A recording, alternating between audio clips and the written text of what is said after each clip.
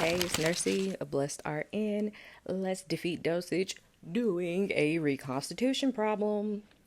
So we have a nurse is preparing to administer nafcillin 1 gram, IV to a client. Available as nafcillin powder 2-gram vial. The nurse adds 3.4 milliliters of sterile water, yielding a concentration of 500 milligrams per milliliter. How many milliliters should the nurse administer?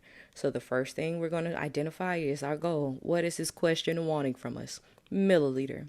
So we have our order, which is 1 gram. Now with reconstitution, we don't want just the powder.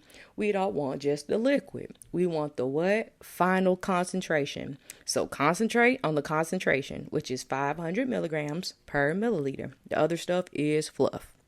Now we can put together our puzzle. So we're going to always start with our goal. So that puzzle piece has your milliliters in it. Flip it.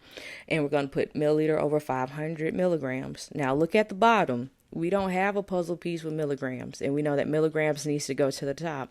So we'll have to put in a conversion. 1,000 milligrams is equal to 1 gram. And now we can cancel out our milligrams. And the only thing left is our 1 gram, and it's by itself, party of 1. Cross out your grams, and our puzzle is complete. Now we'll multiply across the top and get your number, which is 1,000. Multiply across the bottom and get your number, which is going to be 500. 1,000 divided by 500 is 2 milliliters. If you like how I so flawlessly did this problem, please like and subscribe and be blessed.